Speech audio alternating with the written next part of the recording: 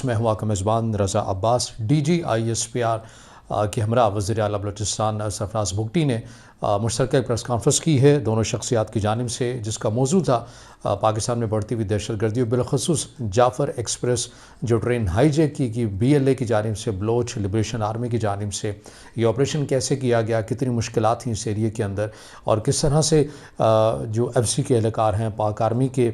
جو اہلکار ہیں، انہوں نے کس طرح سے دہشت گردوں کو انگیج کیا اور اسی کی بنا کے اوپر جو مسافر ہیں وہ وہاں سے نکلنے میں کامیاب ہوئے۔ تو تمام تر تفصیلات ہیں اس پریس کانفرنس کے اندر، ہم نے ساری ڈیٹیل نہیں رکھنی، بہت ساری آپ نے سن بھی رکھی ہوگی، مگر جو اہم جو نکات ہیں ان کی طرف ہم نے آپ کی توجہ جو ہے وہ ضرور مبذول کروانی ہے، اور یہ بتانا ہے کہ یہ تمام کا تمام جو نیٹ ورک ہے یہ کہاں پر جا کر ملتا ہے، اور اس پورے آپریشن کو جو BLA کی جانب سے کیا گیا کس حد تک جو دو ممالک ہیں انہوں نے اپنا کردار ادا کیا اور کس انداز میں کیا، یہ تمام معلومات ہم نے اس ویڈیو میں رکھیں گے۔ اور اس میں جو سب سے اہم اور بنیادی چیز ہے افغانستان سے متعلق نئی پالیسی اب ریاست کی کیا ہوگی، اس پریس کانفرنس کے بعد ہمیں کیا نتیجہ ملا ہے، وہ چیز بھی آپ کے سامنے ہم رکھتے ہیں۔ تو سب سے پہلے جو نکات ہیں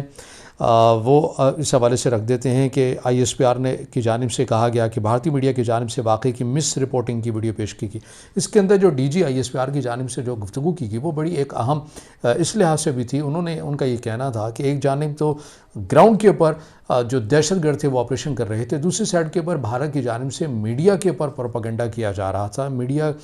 کے ذریعے مسلسل جو ہے وہ تشہیر کی جا رہی تھی، یوں معلوم ہو رہا تھا کہ جیسے انہیں مواد مل رہا ہے، کنٹینٹ مل رہا ہے، اور یہ کوئی براہ راست ان کے ساتھ کسی نہ طرح رابطے میں ہیں، جو ان کو تمام چیزیں جو ہیں وہ دی جا رہی ہیں، جس طرح ان کی ٹرانسمیشن تھی ان کے انداز سے، حتیٰ کہ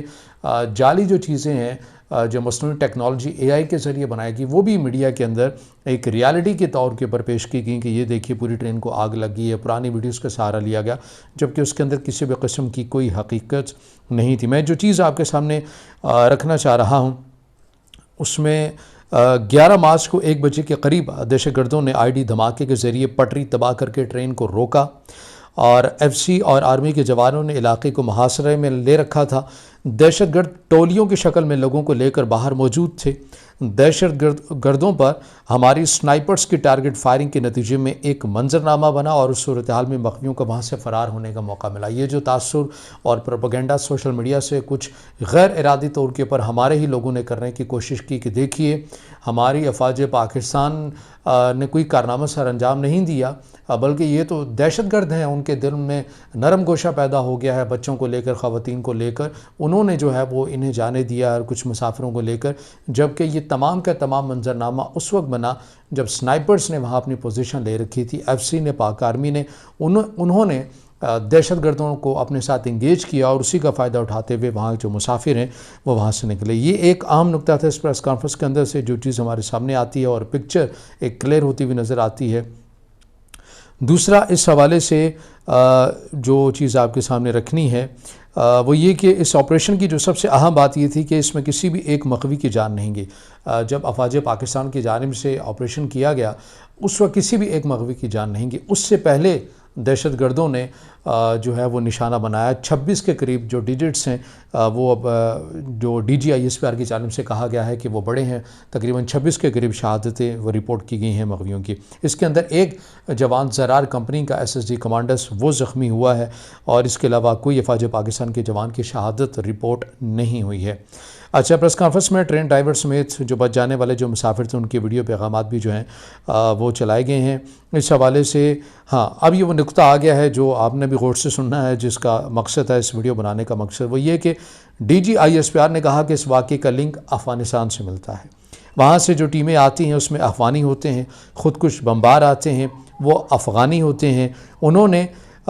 3 دہشت گردوں کی تصاویر اس پریس کانفرنس کے اندر 3 دہشت گردوں کی ایک ایگزامپل کے طور کے اوپر تصاویر بھی دکھائی۔ اب وہ لوگ کون تھے؟ اس میں خارجی بدر الدین پاکستان میں دہشت گردی کرتے ہوئے مارا گیا، یہ افغان صوبے بنگلادیش کے نائب گورنر کا بیٹا تھا۔ اب آپ اندازہ لگائیے کہ افغان طالبان کی جو قیادت ہے ان کی اولادیں پاکستان میں آ رہی ہیں دہشت گردی کے لیے۔ اسی طرح مارا گیا خارجی مجیب الرحمان، افغان آرمی میں بٹالین کمانڈر تھا، جو یہاں دہشت گردی کرتا ہے۔ بنو واقعے میں بھی افغان دہشت گرد مارے گئے، جتنے دہشت گرد آئے بنو واقعے کے اندر بھی اس میں بھی افغان دہشت گرد تھے۔ اس موقع پر پاکستانی حراست میں موجود بھارتی اس پریس کانفرنس کے اندر کلبھوشن یادیو جو کہ پاکستانی خفیہ ایجنسیز کا ایک بڑا کارنامہ تھا جسے پوری دنیا کے اندر دیکھا گیا، کلبھوشن یادیو بھارتی جاسوس، جب اس کی گرفتاری عمل میں لائی گئی تو اس نے جو اعترافی بیانات دیے اس کے اندر پراپر طور کے پر ایک ایجنڈا اس نے سامنے رکھا کہ ہماری جو بھارتی ریاست ہے اس کا یہ ایجنڈا ہے کہ بلوچستان کو ہم نے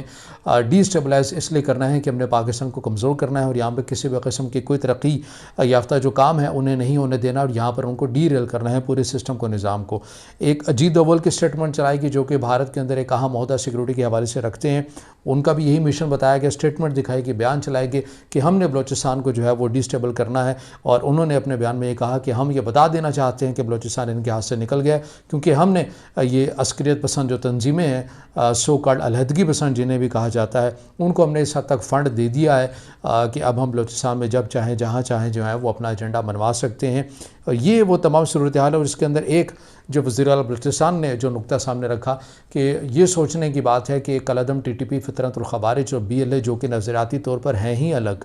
تو یہ پھر کیسے ان کا گٹھ جوڑ ہو گیا، انہوں نے کیسے آپس میں اتحاد کر رکھا ہے؟ تو اس کے جواب میں انہوں نے یہ کہا کہ یہ تمام کے تمام جو کردار ہے یہ ادا کرنے والا بھارت ہے، بھارت کی خفیہ ایجنسی را ہے، جنہوں نے جو نظریاتی طور کے پر بھی علیحدہ تنظیمیں ہیں جن کا کوئی لین دین ہی نہیں ملتا ہے، جن کی نہ کوئی ثقافت ہے، نہ کوئی رہن سہن ہے، نہ کوئی ایجنڈا ایک سا ہے، مگر انہیں ایک کرنے والے ان کے ہینڈلرز ہیں، ان کو جو فنڈ کرتے ہیں یہ وہ ہیں، اور وہ وزیر اعلیٰ بلوچستان کی جانب سے کہا گیا کہ یہ نیٹ ورک ہمیں تب اسی صورت میں سمجھ آئے گا جب ان کا مقصد ہمیں سمجھ آئے گا۔ مقصد یہ ہے کہ پاکستان کو ڈی اسٹیبل کرنا ہے، لیکن خوشائن بات یہ ہے کہ وزیر اعلیٰ بلوچستان کی جانب سے کہا گیا ہے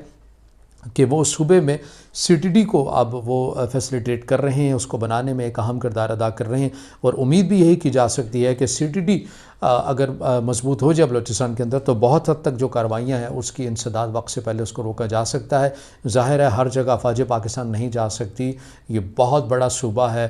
بہت جگہ خالی جگہ ہے، مشکلات والا ایریا ہے، دور دراز سڑکیں ہیں، وہاں پر آبادیاں نہیں ہیں اور مشکلات ہیں، بہت زیادہ مشکلات ہیں، مگر وہاں پر حکومت کو بھی، انتظامیہ کو بھی سپورٹ کرنا ہوگا، تو اس صورت میں جو دہشت گردی کے اتنے بڑے واقعات ہیں ان کی انسداد ممکن ہو سکتی ہے۔ تو یہ اب تک کی معلومات تھی، اس سے جڑی مزید جو بھی تفصیلات آئیں گی ہم اس پلیٹ فارم سے آپ کو شیئر کرتے رہیں گے۔